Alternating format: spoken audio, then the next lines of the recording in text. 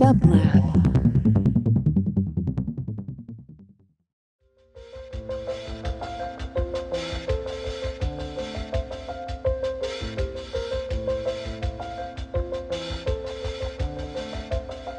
Welcome to the Quarantine Tapes, a daily podcast from Onassis, LA and dublab. Hosted by Paul Holdengräber, this series chronicles shifting paradigms in the era of social distancing.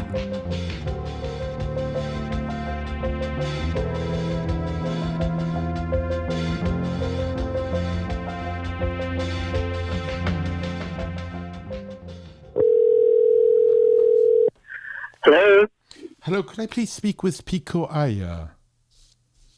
Paul, this is Pico. I'm so happy to hear your voice again. Can you hear me relatively clearly? I can hear you so clearly, as if you were here, which I wish were the case, but none of us can really be here, whatever here means.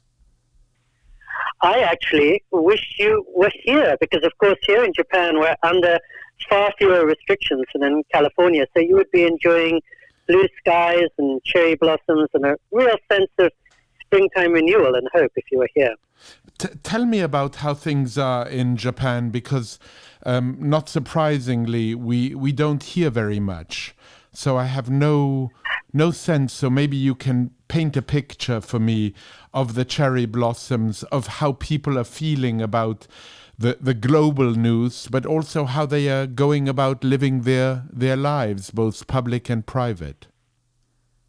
Yes, I mean, I think one could say that Japan is always a little far from the global news, sadly, but Japan is always very good at going about its daily business. And I'd say there's really a festive sense of people streaming out to greet the cherry blossoms that are beginning to shade every stream and path. The days are blue-skied and brilliant. And I stress all this because, as you remember, only a month ago, Japan was really one of the countries first in the line of fire because so close to neighboring China where the virus broke out. And I suppose it reminds me how quickly these things are changing. I flew from Japan to California just for a day, exactly a month ago. And at that time, of course, Japan was the danger zone and California was relatively safe. And now things have turned around so quickly in Japan that it gives me hope that in Europe and North America and elsewhere they could change too. Now, I've got to say that, as you know, the Japanese are very good at maintaining a cheerful face regardless of what's happening within, because that's almost a social obligation. It's a way of giving heart and optimism to others. And it also has to be said that the Japanese always are wearing masks, literal and figurative. So to see a street where 60% of the people are wearing masks, as I do today, is not so different from what I see every year, where people wear masks to protect themselves and others from sickness. Of course, Japan is well known for its obsession with hygiene, its obedience and its efficiency. So perhaps more than other countries, it was able to respond to this emergency swiftly and to begin to contain it. But nonetheless, it really gives me a sense of cheer and hope to be here now and to think that maybe this is what's not in the distant future for you too and everyone else. We can only hope. You stay away from the news as much as possible in some way. I think out of a general disposition of wanting to maintain a certain form of stillness and quiet. And you said to me that now there's kind of a forced hiatus that this moment in time, this global pandemic has created. Do you have a sense by maintaining that distance that you have a better understanding of the world, and because you're staying away from the daily noise we're so prone to all the time? Well, my hope is always to try to see things in a larger perspective. And I would genuinely say the main reason I stay away from the news is that I've been a journalist, as you know, for 37 years, responsible for reporting the news. And so that's made me keenly aware that almost every day there's maybe 2 minutes worth of news. And I believe it's very important to be informed, to take precautions, to know what's going on, so as how to best respond to them. But I would feel that from a journalist's point of view, and maybe from a doctor's too, the ideal recipe for sanity is maximum of 5 minutes a day of news, and possibly much, much less than that. And I think as a writer, I'm practicing social distancing for a living almost, and I spend a lot of my time being still. But sitting still has really enforced to me two things. One, that what happens to us is much less important than what we make of what happens. In other words, circumstances are determining us less than what our mind does.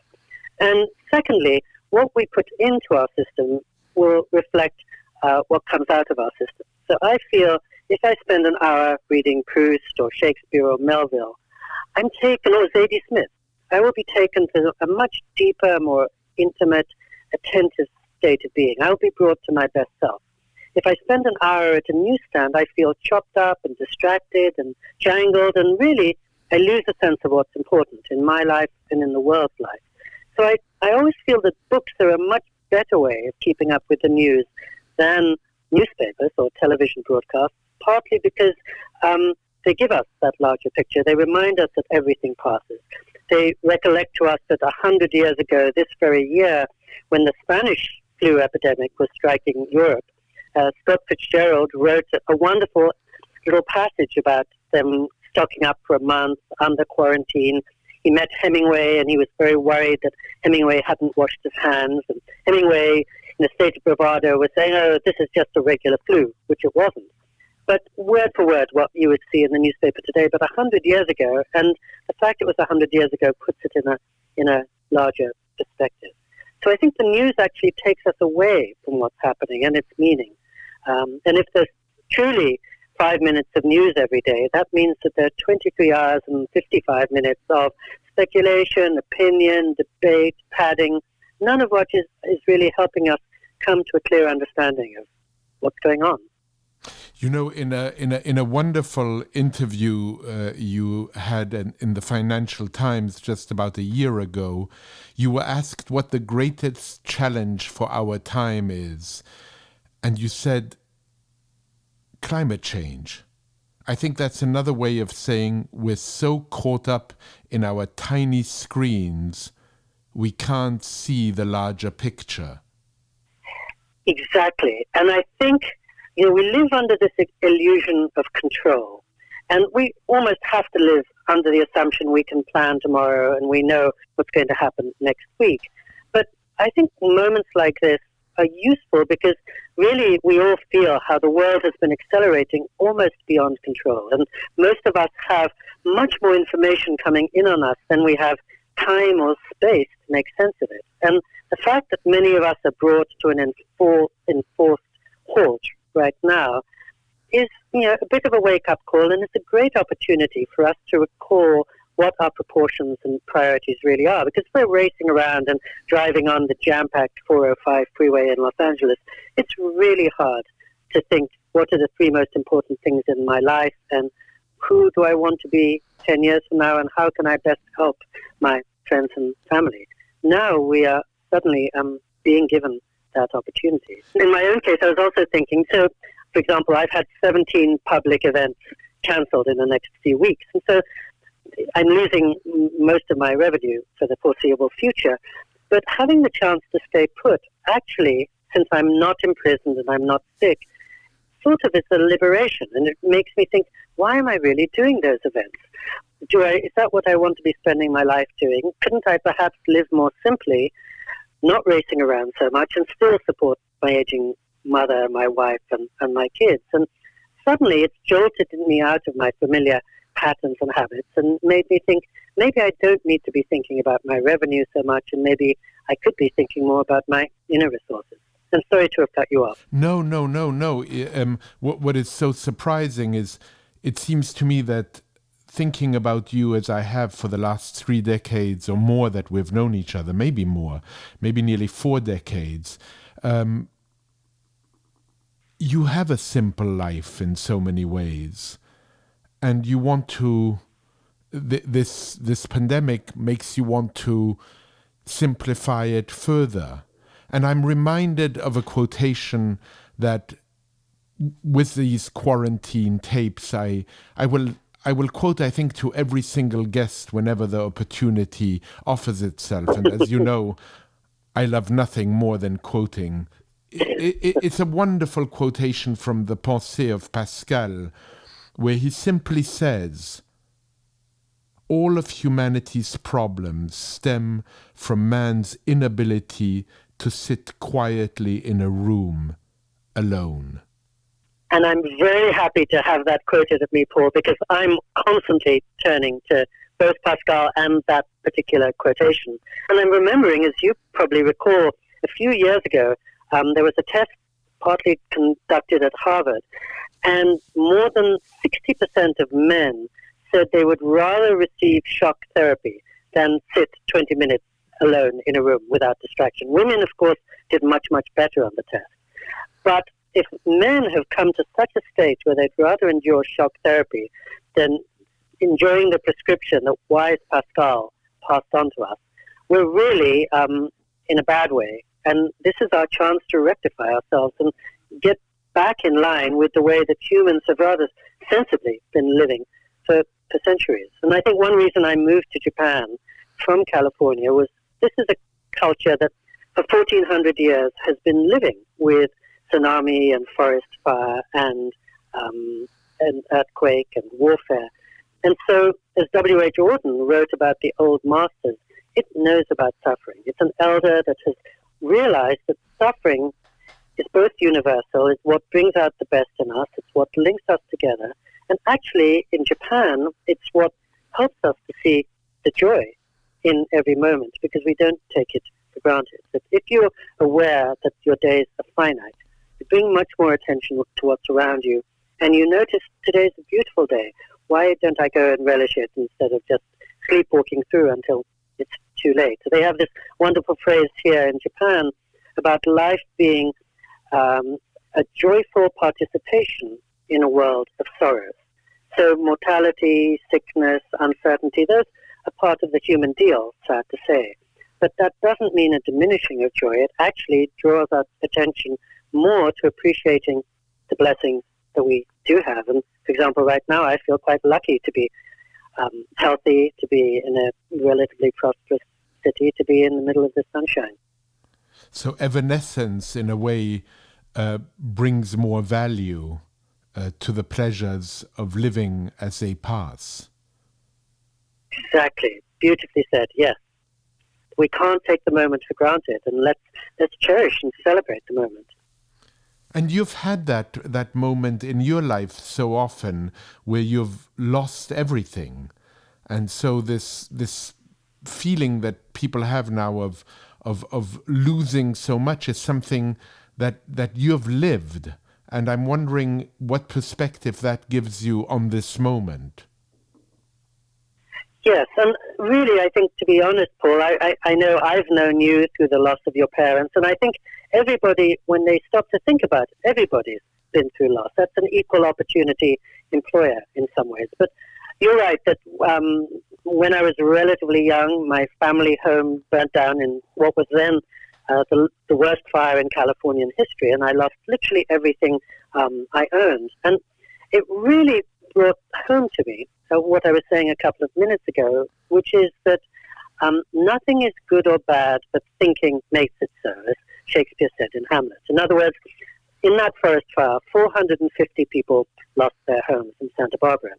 And I think some of them were traumatized for life. To this day, they're scarred by it. And others, after a period of adjustment, realized that in the aftermath of losing everything, they had the chance to set their life upon a different course and do things differently. In my case, I lost all my notes for all the books I was going to write, so I started writing fiction, which I might have been too scared or shy to write otherwise.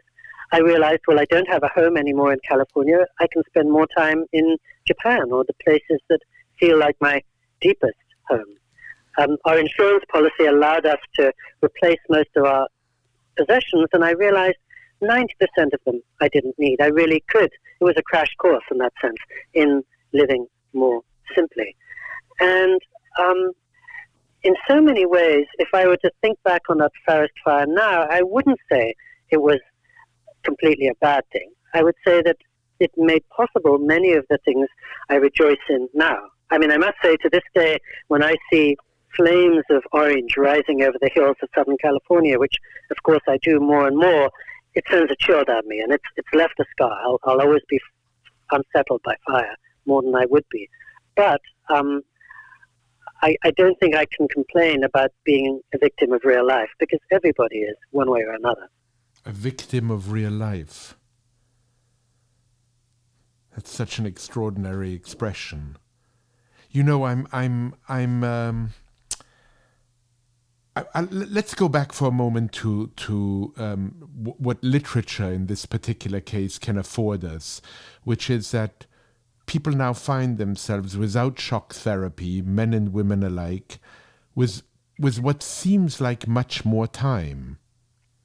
And some of them are going back or starting again to read. And probably you've heard that in Italy, they sold tens of thousands of copies of Camus' The Plague. So many that they had to republish the book. And I'm wondering what this movement back to, whether it's Camus or whether it's to the Decameron or whether it's to Saramago or whether it's to the Journal of the Plague Year of Defoe, people are feeling that literature might be able in some form or fashion, if not to give them the answers, to give them something that they crave, like maybe a shard of hope. Exactly. I think books are the best friends we ever have. They never let us down. They engage us in the deepest conversation. They open our horizons. They allow us to see how other people live and to feel how other people live. And because I don't follow the news, I didn't know that fact about Camus in Italy, but it makes absolute sense. But if people are reading P.G. Wodehouse or Elizabeth Strout or almost any book that offers companionship or solace or light, that's a wonderful thing. And I love the way that you began that question with just pointing out that we have more time than we have habitually had in recent years. And I think that's the great luxury in life, much more than money, to have time. And I'm delighted if people are reading, but I'm glad if they're sketching or listening to music or playing the piano or taking a walk, as I gather you still are allowed to do in certain places. You are. Cooking. You are. And I'm of course,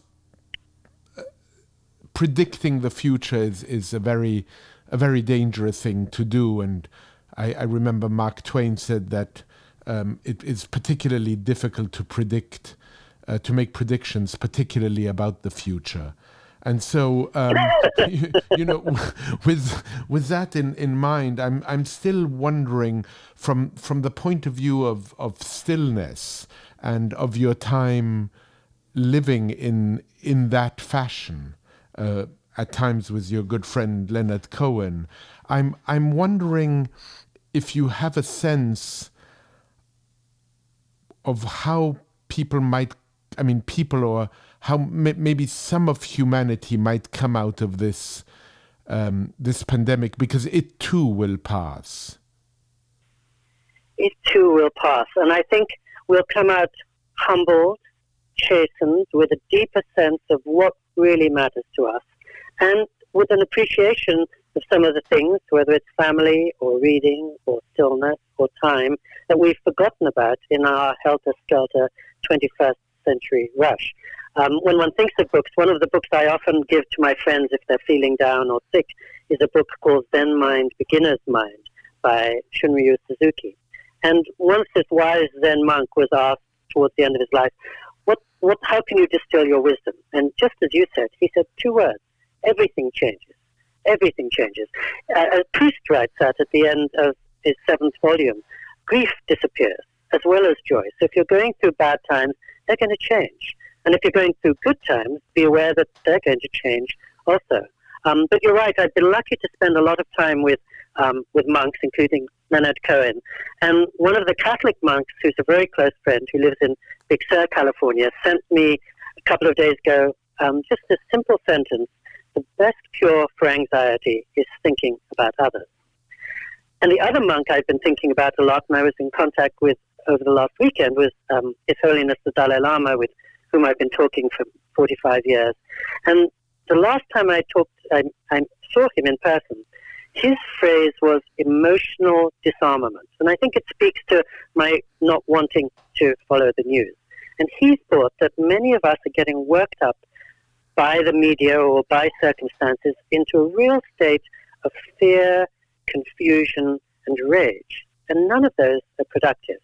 So he, of course, is a great exemplar and champion of kindness and sympathy. Nobody could be more emotional than he, but he was saying what we need is emotional disarmament, to use our mind and to use the chances when we get to sit still, to cut through the panic and rage that, let's say, reading the day's reports or the latest tweets from some person or other put us into, and to get to that open meadow on the far side of the cluttered freeway, which is where our best self lives. And it doesn't mean living without emotions, but it means living as much as possible with the emotions that are constructive and not the ones that are only going to hurt us and everybody else. And one thing I like about it when he says that kind of thing is he always stresses he's just a regular human like the rest of us. And this is not something for superhumans or Dalai Lamas only. It's something that really everybody can do. And I think I often remind myself, I have a choice every day when I wake up. Am I going to turn to things that open me up and make me larger than I am? Or am I going to turn to the things that diminish me and cut me up into fragments? And it's in response to that question that I read books instead of following the newspaper, or I take a walk instead of turning on the TV, or I talk to my wife instead of scrolling through my emails. But I think most of us have that choice every morning. And it's not as if the fault lies in our government or our circumstances or our machines. We have more power than we know, not to control the world, but to control our responses to the world. I should say quickly for our listeners that not only do you take walks and not only do you read books, but also as a daily habit, you play ping pong. I knew you would know. Yes. I knew you would know what I was about to say. Yes, and I'm sorry to say, Paul, we're not allowed currently to play ping pong in the local health club in Japan, but we are invited and encouraged to walk the treadmill. So I walk the treadmill for 30 minutes or 60 minutes every day now, next to my wife and lines of my ping pong friends, rather than playing ping pong. Is the news of the Olympics being postponed in Japan something that has reached you and that you have a reaction to at all? A very wise decision. It makes for a better Olympics. It means Japan has more time to prepare. And Japan has been enjoying a wonderful tourist boom in the last couple of years leading up to the Olympics. It's been severed in the last couple of months, but now it will have a chance to recover, and maybe they'll get 15 more months of good tourism between, let's hope, June of this year and August of next year. That's 14 months. So it's interesting. This year was meant to be the year of the Olympics, and it's been the year of the coronavirus. It was meant to be the year in which all the world came together under a single roof as the Olympics represents, and it's actually the year in which everybody has been cut off from one another and forced into a sort of solitary confinement. But the Olympics will always be here. Japan will always be here. And I think in a curious way, being in solitary confinement, as many of us have been in this quarantine time, has reminded us of what we share, has brought us into a richer sense of community, and actually has brought us together. You right now are in the same position as somebody in Italy, who's in the same position as somebody in China or parts of China. And that's not a terrible thing. You know, I've been wondering as I was thinking of calling you, I've been wondering what would someone we both love so much and who truly believes in the religion of kindness think about this moment, and I may very well call her up if she's up for it, which is Jan Morris. I really wonder. Wonder what would she make of this moment. She's lived a life long enough in her 93rd year now to remember something that had a global proportion, which I've never lived. I've never lived through something that affects the whole world. Do you have a sense how she might take to this moment? You're right. I think she would see this as an opportunity for kindness. I think humanity has always lain at the center of her work, much more than mere travel. I don't think Jan Morris is interested in movements. She's interested in getting to know other people and other cultures, which now you can do without moving. If you're in Los Angeles or London, the rest of the world has come to your doorstep. And I think the reason that so many of us trust Jan Morris as an observer of the modern world is she's ideology-free. And I think the beauty of a moment like this is also that it releases us from ideology. Ideology doesn't help us in a moment of suffering. And I think we've all felt how the world is more and more polarized. Our nation is more and more polarized. Sometimes our community or household is more and more polarized in the last 15, 20 years. And in moments of human need and possibility, I think that falls away. And we're reminded of much more useful ways of seeing the world. So I don't know if that's what Jan would say, but I think she embodies it beautifully. Traveling the world with an open mind and an open heart, and not pushing people into categories of you belong to this party, that party, you're Chinese or Venetian or New Yorker.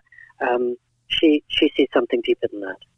You know, it reminds me of a comment you've made about travel, where you say that we should travel in order to listen to the world rather than to lecture to it.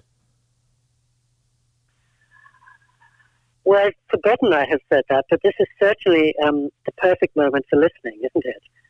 We have the chance to do that, and it's an art that we've forgotten in our clamorous times. You mentioned noise and a few minutes ago, and I think that's the affliction of right now, and that's where we hear more and more about what will help us cut through the noise. And in the midst of the real suffering and tragedy this virus has brought, I think some people are going to notice what cuts through the noise and what really sustains us at the core. Pico, it's been such a pleasure to speak to you. Thank you for helping us launch the quarantine tapes. I can't wait to see you in real life, but for the moment I will satisfy myself with this moment in time. And thank you for taking my call all the way in Japan, where I think for you it's the next day already. It's tomorrow in the very best sense. Thank you for thinking to include me, dear Paul, and please stay safe and well. You too. All the best, and I hope you'll get back to ping pong before long. To support this show and Dublab's progressive programming, go to dublab.com/support.